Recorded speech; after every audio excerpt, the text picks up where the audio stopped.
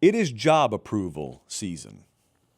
Now, in the political world, that means a lot of focus grouping, and that means a lot of different news organizations putting out a lot of different confusing numbers leading to an eventual election or whatnot. No, not in college football. In college football, here is our scientific methodology.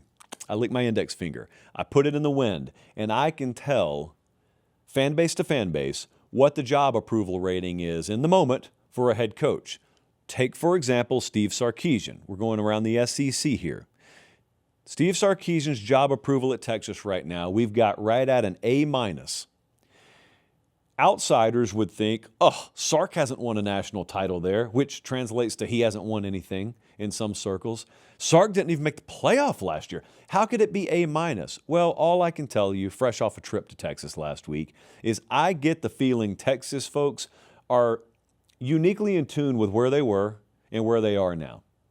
Where they were was not great, and where they are now is their floor is way, way higher than it's been in a long time. Not to mention, there is this sense of just a matter of time until he does win it. I agree with that. No, I agree with that sentiment. So even if I were grading him, it'd be an A- for me too. They have got a great structure out there, really, really good culture, really good dynamic. Everybody's kind of pulling in the same direction. The one thing that I will say about this upcoming year, as much as I feel Sark is in really, really good standing right now, because of the expectation level that's going to be on them this year, if they don't follow through, if they were to somehow have like an 8-4 year this year, it would turn on him quick. Now, I want to tell you something. 8-4 would not be a disaster for Texas or any team with the schedule they're going to play. By our internal numbers, we think they have the toughest schedule in the country this upcoming year. They got a 9-game league schedule plus Ohio State in the non-conference. 8-4 wouldn't be terrible. 8-4 would be viewed as a failure because there are national championship or bust type expectations around them. And I don't think it's unwarranted because I think they could have a heck of a team.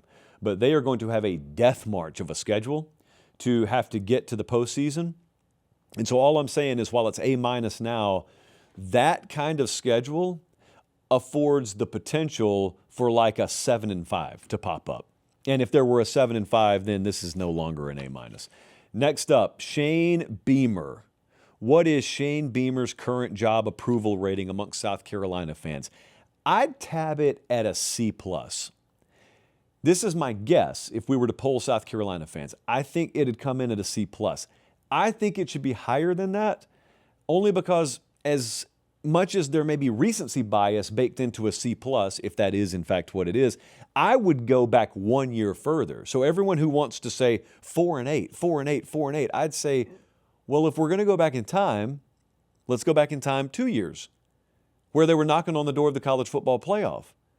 And let's be honest about where we are. This is South Carolina. And the truth about South Carolina, especially in the current landscape, is if you're turning in one of those years in any 3 or 4 year rolling stretch, you ought to be way higher than a C+. So my guess is that people would disagree with me. My guess is people would look and say, absolutely not. All due respect to 2 years ago, they'd look, Jesse, they'd say, yeah, that's why he's as high as a C+. We factored all that in. You know what else we're factoring in? We can't have Lenora Sellers on this team and be 4-8. We can't have Dylan Stewart on this team and be 4-8. Well, here's what I think. Yes, you can, because it's all part of a natural life cycle at a non-Georgia, non-Ohio State, non-Texas, non-Oregon type program in the modern age of college football. The other thing that I think sticks, the other thing working heavily against Shane Beamer is I think there was a little dynamic shift that afternoon in College Station last year when they're up 30-3 and they lose that game. And you remember going into halftime, I mean, they're celebrating like he's as jubilant as if he just won a game. And it was terrible optics because he ended up losing the game. And I think he let a little bit too much normal human emotion work in there. Because people are doubting you and they're doubting you, and then you go and you just completely catch A&M on the chin with an uppercut in their building, and you feel like the game's over. At 30-3, he felt like the game was over, and it wasn't over, and they let it slip away. and the season slipped away. And I don't know that he's shaken that, because I still have South Carolina folks mention that to me. So I don't know that he's shaken that. C+. That's what I'd put on him right now if I had to guess. Now, speaking of A&M, hey guys, do me one favor. Check and see if you're subscribed to the channel. If you are, great. If you're not, it's that easy. It's free. It doesn't cost you anything. It doesn't sign you up for anything. It just helps us do the show this way forever. All right, back to the clip. Mike Elko's a different story. I think Mike Elko's job approval rating amongst A&M fans has to be an A. How would it not be an A? Maybe not an A+, because that's reserved for beating Miami in the playoffs last year and moving on. So yeah, technically it could be better, but what's there to not be happy about? You're in the college football playoff hosting a home game in year 2. Recruiting and portal are both well inside top 10 caliber. The direction is clear. There's no more questioning the identity or questioning the development internally. For a long time, A&M was recruiting fine. They were bringing in talent. They weren't pumping out talent. And you notice how that NFL draft number starts to change here. And I'm not sure it's just a coincidence that regime change has coincided with that at Texas A&M. The floor's just been reestablished. So like what the worst case is for them, I think has been reestablished. I got to give him an A. That one's pretty easy. Here's one that's not so easy. Eli Drinkwitz at Missouri. Last one I'm going to do tonight. Eli Drinkwitz job approval rating at Missouri.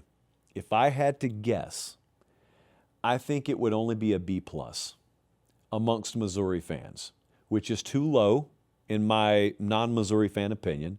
It'd be too low. He is 29-9 over the past 3 years at Missouri. It's a phenomenal number.